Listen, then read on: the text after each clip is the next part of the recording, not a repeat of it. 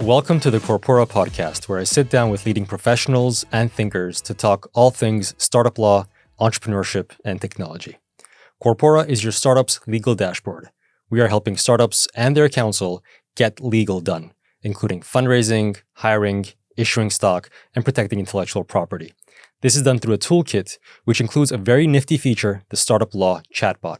You have questions on startup law, such as how do I issue stock, or the difference between stock and options, how to file an 83B election, price round, safe round. You ask the chatbot and get crisp, on-demand, actionable responses. Head on over to corpora.us and sign up. It's free to try. My name is Khachatryan. I'm the co-founder and CEO of Corpora, and I'm thrilled to introduce a very special guest for today who has something unique for us in store. His name is Taron Khachatryan. I'm going to read Taron's very impressive bio. Taron is the founder and chief scientist at Knoxlabs. He has been building in and for VR for almost a decade. He was instrumental in making early mobile VR a success, working with Google to manufacture millions of headsets. Since then, he has developed a VR platform, Rodin, which enabled web developers to build VR, AR apps easily without knowing any 3D. Worked on a VR podcasting app, relevant to us today as well, of course, and now is transitioning Knoxlabs into a full-on everything VR marketplace where anyone can easily buy, sell, and discover VR. They want to be the place where you start your VR journey outside of VR. Taron, so great having you today. Same here, Stepan. Thanks for having me. You are, to my mind, the OG VR person. You've been in this for almost a decade, since 2014. We have a lot to cover today. But first off, for those in our audience who are unaware of what VR is, what AR is, and what Knoxlabs does, can you give us a crash course masterclass, please? Sure. Thanks for the warm intro and the local OG, like in a general sense, not. So it all started with virtual reality. Around like the new era started with Oculus. So what virtual reality is it superimposes your view with a digitally created environment. So, and in which now you can move with like 6 degrees of freedom, like back, forward, left, right, up, down. Mm-hmm. So you would move like how you're moving now. So it gives that perception. And then there's augmented reality. So virtual reality is mostly used like for gaming, a lot of like training applications, fitness, like a plethora of things. Mm-hmm. Augmented reality is when we superimpose a digital item, digital something onto the real environment, which is like around here, and with which like you can interact with in like certain degrees of freedom depending on like the device, the things. And then Apple has introduced a new term called spatial computing, which is like the amalgam of both, where it kind of has like a or like an action built into it as well, where they're saying that AR and VR are just computing taken and put on your face. Mm-hmm. And so computing is done from a spatial in a spatial space medium, right? As versus like localized on your phone where it's like dead and you're moving it around. Computing is now done from the perspective of the head. So it's kind of like you're walking into your computer's brain. Yeah, you guys are walking together. Mm-hmm. Yeah, good analogy. So they're taking a route where like it's your laptop or your workstation, and we're giving you more superpowers with it by taking into like a spatial computing era. Mm-hmm. So it's a nice angle. Like there's carved out a thing for them. Like they're saying, hey, we're not really gaming. Mm-hmm. We're like for your personal workspace taken into augmented through your head. You have something special for us today, an AR experiment. Let's get into that. Let's do it. Okay, let's turn it on.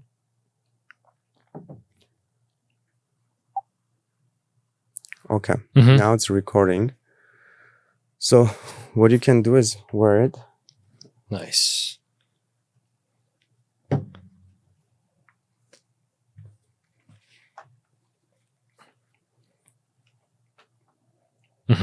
Is it recording? Can you see? It is recording. I see a small red square. Okay, click on spaces.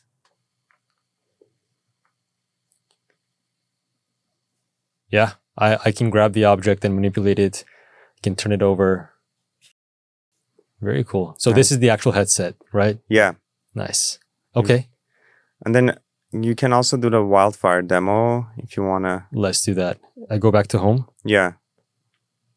Do it from beginning. Still recording? Yes. Okay. Wildfire. Okay, terrain 1. Is this the... Now I see it's a mountain. I think I can... No, it's you can't static. interact with it's just volumetric video. But like in actual mode, you imagine like it's like 5 of us wearing it and working around this environment and actually making changes here, which make changes in the physical world. In the real world. Yeah. No, and I see there's this... It looks like a wildfire that's spreading on a terrain. Yeah. And I get real-time information on that. And I understand that this can be used, as you mentioned, for firefighting, rescue efforts, humanitarian efforts, any kind of necessary actions where we can use this as a technology to aid our physical world efforts. Yeah.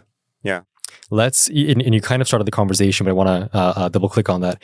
You were mentioning the use of VR, AR in a courtroom, where it was very, very relevant during COVID, right? Where people were in a lockdown, and you could use something like this in order to bring everyone in the same room.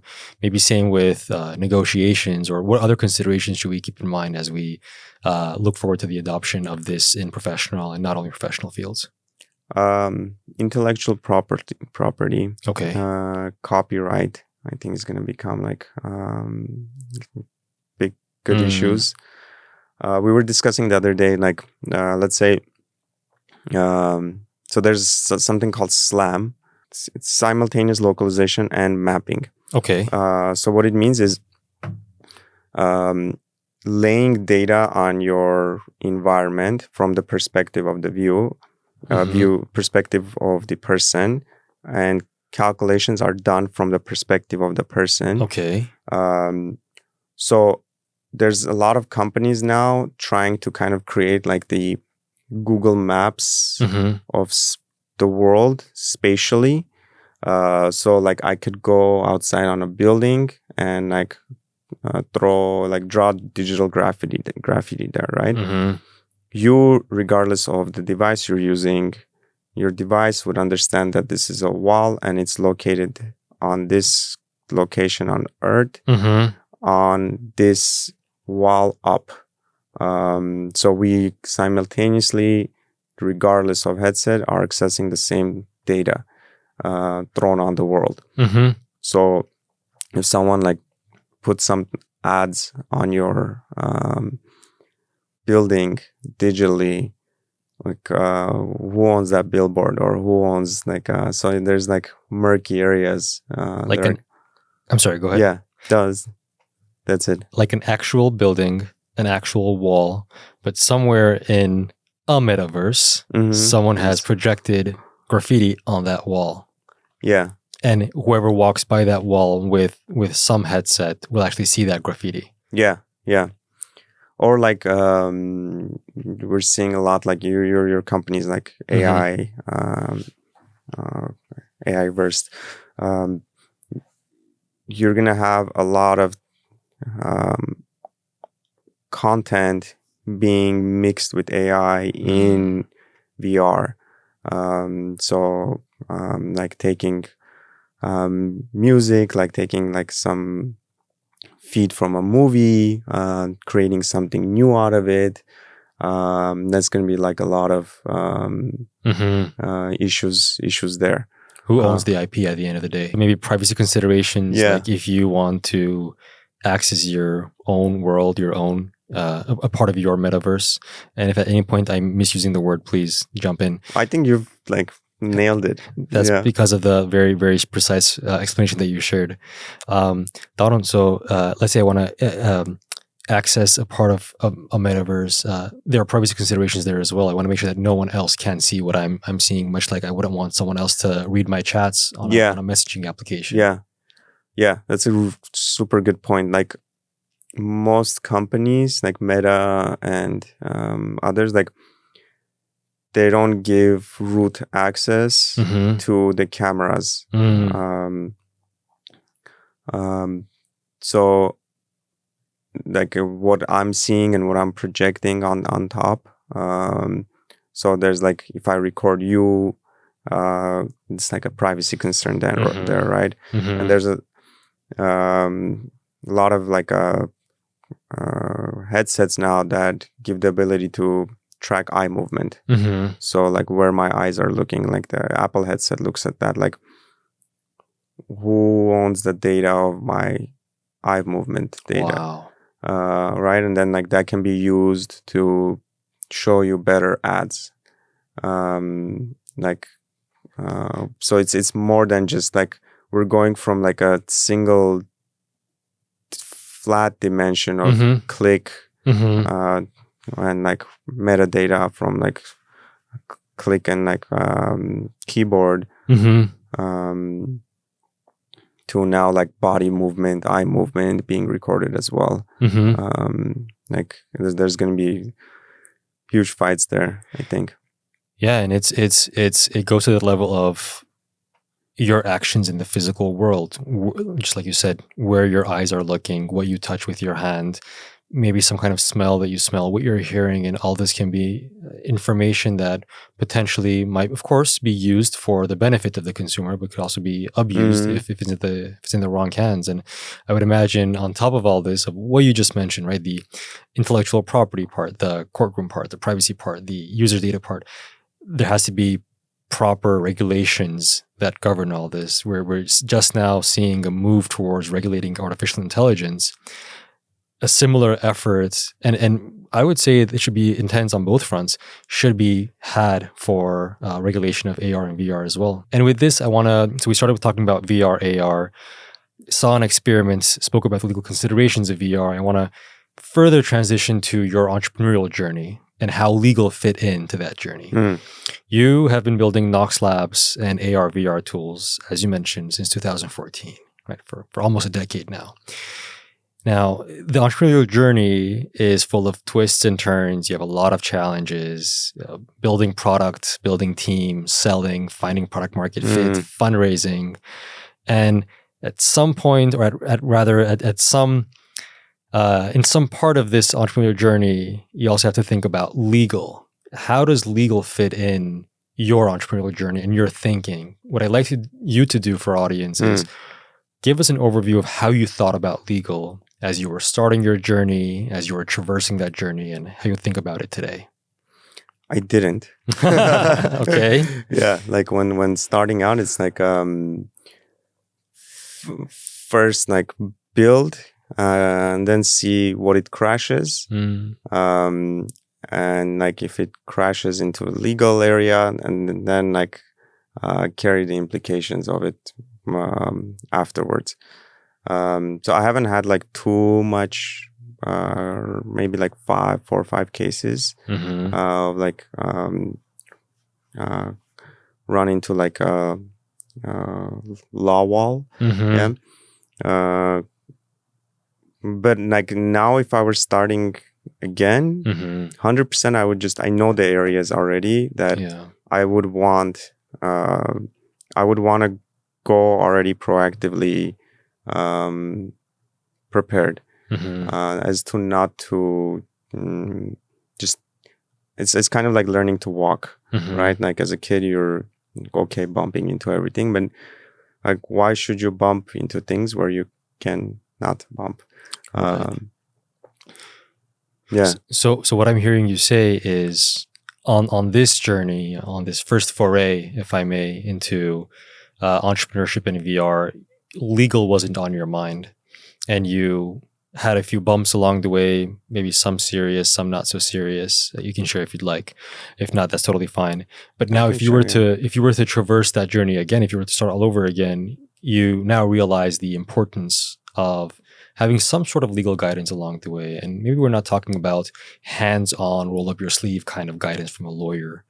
Maybe just a 5-minute check-in every now and then would help you avoid those bumps and avoid those scrapes. Is that a fair understanding? I think so. Like kind of like a friend, right? Like kind of like when you're driving a Tesla, like the autopilot feels like a co-pilot. Like it's my friend. Like he drives sometimes, I drive sometimes. We pass it on driving experience. So I think it's very important what you're building.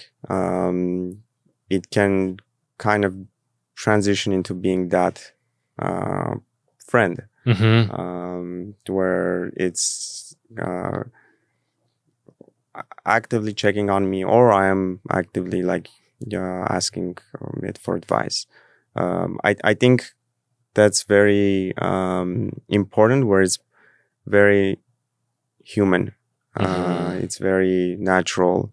It's not like I have to point legal. Like before, you always go into like working with an attorney because there's a specific issue. Yeah. So it'd be nice to like the reason we don't access attorneys as much on the journey, because it's like extreme cases. But I don't think that's a healthy choice. It's like going to the doctor when like things are horrible. Exactly. So I think what you're doing is very important. You're not building a place you can ask, but it can be a place that can ask you later on. Yeah, hearing you speak, Taron, one thing that comes to mind, and it comes to mind very often as we're building what we're building, is founders oftentimes don't know what they don't know, and the first reaction is, well, I'll talk with a lawyer when the going gets tough, when I hit a problem. Just like you said, it's kind of like going to a doctor when you're already sick. But when that happens, you're already in trouble, and it's going to cost a pretty penny, much more in terms of funds, to fix that problem than to avoid it in the first place. But if founders had a roadmap that they could follow, make sure that the boxes are checked, T's are crossed, I's are dotted, and if they had this helpful attorney eye looking over their shoulder, just becoming privy to every action that they are taking or they are considering to take. And if it's something that is low risk, low stake, they'll be like, okay, this is fine. But if something is high risk, high stake, like for example, a trademark issue, they would give you a heads up preemptively, or to use a word they used, proactively, tell you about this. Like, hey, think about this before you go in that direction, or maybe hire me to do it for you. I think that can be a win-win situation, because right now we have a dichotomy, right? You either think, this is simple enough, I can do it myself, but then you screw it up. Or you're like, well, I already have a problem. I'm in a deep problem. Now I have to work with an attorney, and that's not sustainable. But with this third way, you have a system where your attorney is involved or an attorney is involved, and they have access to what you're doing. Like they have visibility. And if they need to be involved more closely, they'll give you a heads up about that. If not, they'll just give you a 5-minute check-in every now and then to make sure that you don't hit those bumps and you don't meet those problems. That's the vision, yeah? Yeah. That's can you like tell me like what stage it's at now? Yeah. And like so then that you guys are building towards exactly that, yeah? Exactly. Okay. So the grand vision is to have a dashboard first model of collaboration. Like right now it's based on email correspondence. Like you think you have a problem, you email someone. And then they come back to you, email back to them, they come back to you, email back to them. It's very inefficient, very time consuming, very costly. But instead, if whatever is legal related to you, your hiring, your fundraising, your trademarks, your IP, whatnot, if all that is encapsulated in a dashboard, which both you and your attorney have access to, then at any given point in time, you know what they're doing, they know what you're doing, and they can be involved as needed, as much as needed, with available resources. Now, on that journey, right now we're in the nascent stages. We have a tool that allows you to get paperwork done through a vetted template library of over 30 templates. These are templates that I've used in my practice. The Startup Law chatbot, which helps you save a lot of time and probably money as well by asking questions and getting simple but also actionable responses. Like if you're not sure if someone should be classified as an employee or an independent contractor, you can ask the chatbot and get a response for that. And also an automated document repository, which allows you to keep your documents organized and also gives you a heads up in case you're missing certain critical things. For example, you mentioned independent contractors. Like if you're hiring someone, you want to make sure you have a contract in place with them, at least for confidentiality and IP assignments. And Corpora will help you catch that. Once you tell it that you're hiring someone, just like I mentioned, it's like that helpful eye. It tells you, well, if you're hiring them, then make sure you have this contract. And if you don't have that contract, you can access the template library and get the template as a starting point in order to fill that gap in. Thank you for asking, by the way. Yeah, sure. That's so helpful. Like, because now either you ask an attorney, pay a retainer fee, get something. It will work, but it's like very one-to-one brute, no fluidity. Either like Google search find something or pay for a template, which is very general. So like having a place where that even that can be stored is nice. Like it's a nice, super simple feature. Thank you. Yeah, I can like I'm gonna use it. Awesome. Yeah, that's music to my ears. Yeah.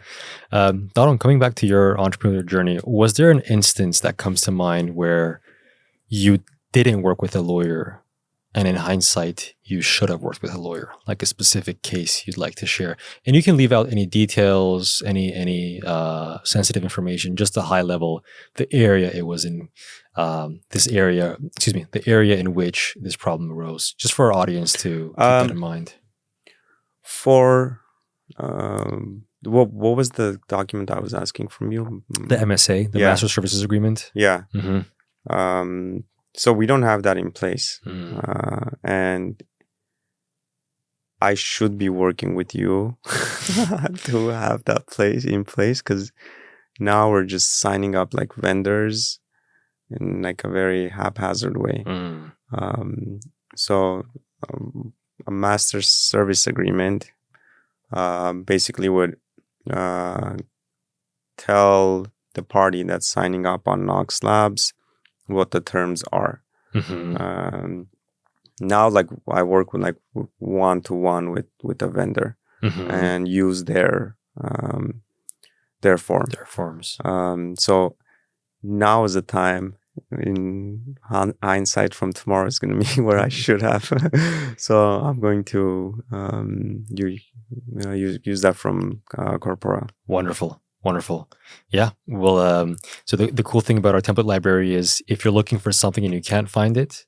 So for example, right now, the template library does not have an MSA, but you just give us a heads up and we work on putting together a template for that specific case, which other members of the community can use as well, should the need arise. And on this point, by the way, we also have a list of attorney ambassadors that, a template is just a starting point and it's not legal advice. So it'll also be prudent to work with an actual attorney just to make sure, having a solid MSA in place and writing a playbook with that attorney that says, for this particular clause, this is the best option for Knoxlabs, but if your counterparty wants to change something, this is the most that you can concede without running legal risk on your end. That's essentially a playbook.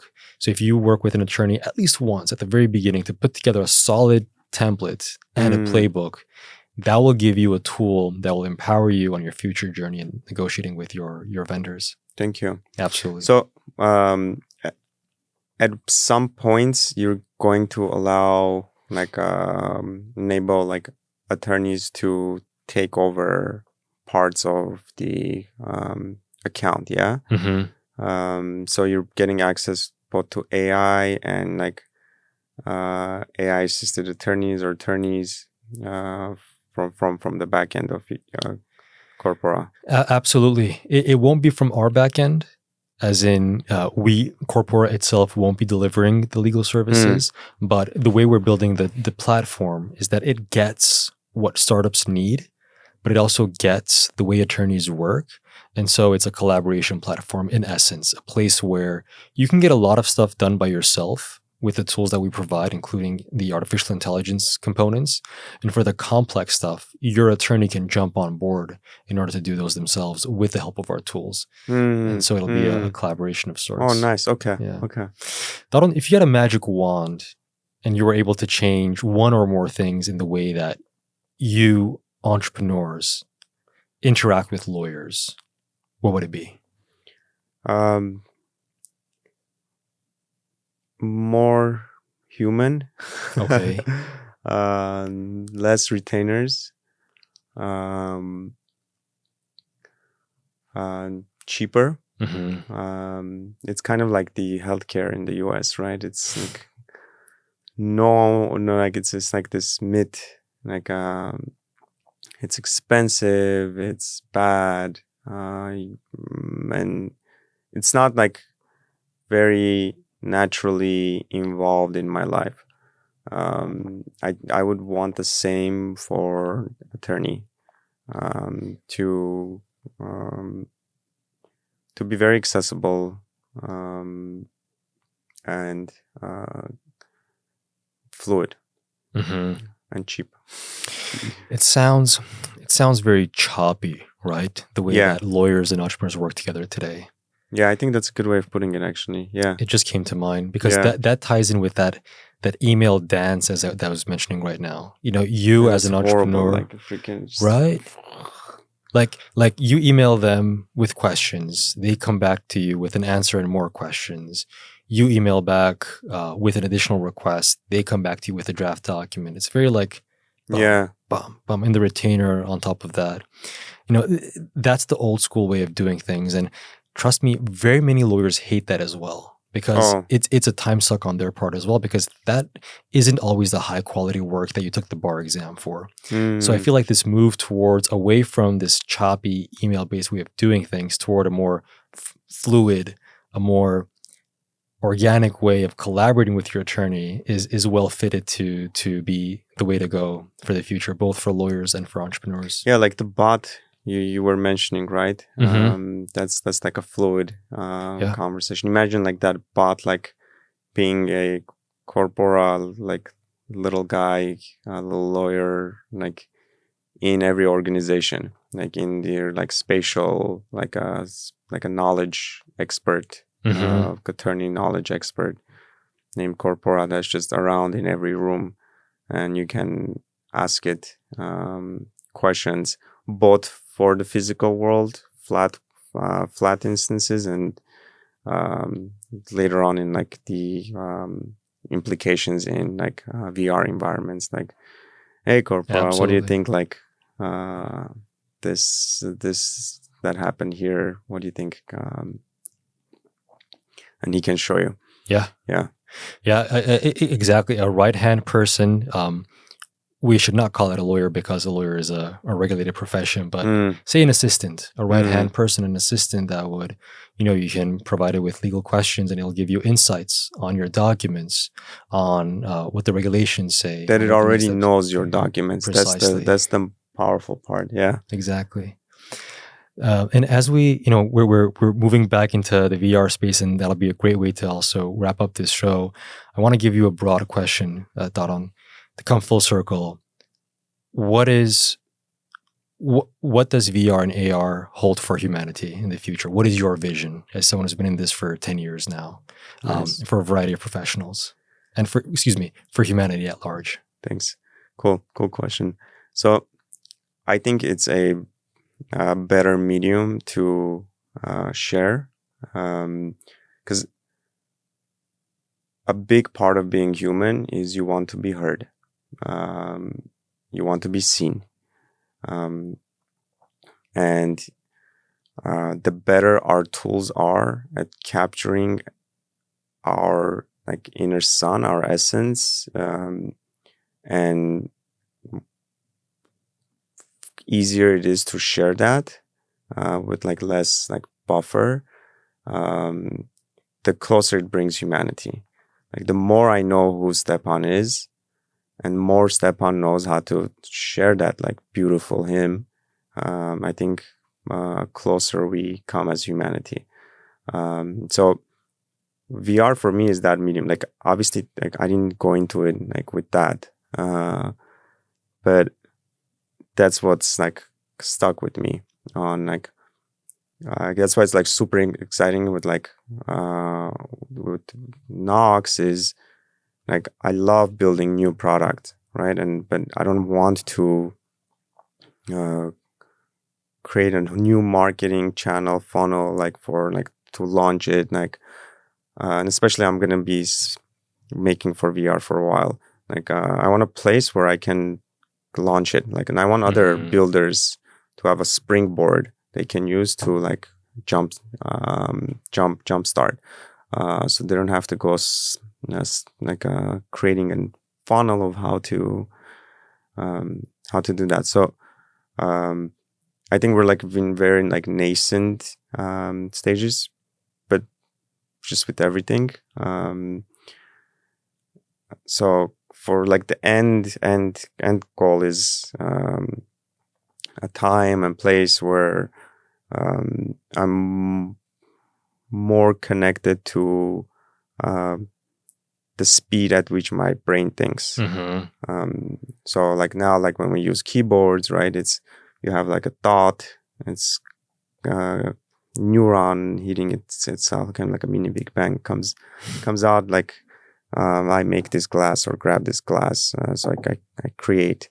But then like the medium, which is like writing, talking, keyboard, mouse, letters, which are like dead symbols, right? It's kind of like the first crypto. It's like agreed upon, the first blockchain, agreed upon symbols. So it's slow. From here, even like this video we're creating, right? This podcast, like maximum I can pass information to you, you can pass to me. It's very slow. So I want to get us to work on getting us to a point where what you output is much faster than the tools that we can use now. So that even means like creating a whole new language that's like not alphabet based. That's like neural based, like movement based, like your own personal language that also shares like a personal, shares like a common theme amongst humans. So I think we're going to come to that where personal languages that are yours are going to be, we're going to be able to capture that. And VR, AR is that medium, beginning of that medium. I think that's a powerful message. And I'm happy that that powerful message is being amplified by ethical people as you, because it's very important. And Taron, thank you so much for sharing this with our audience and also for a rich and thought-provoking conversation Thanks that we had for today. having me. Thank you. Awesome. Thank you. Yeah. Ladies and gentlemen, my guest today was Taron Khachatryan, founder and chief scientist of Knoxlabs.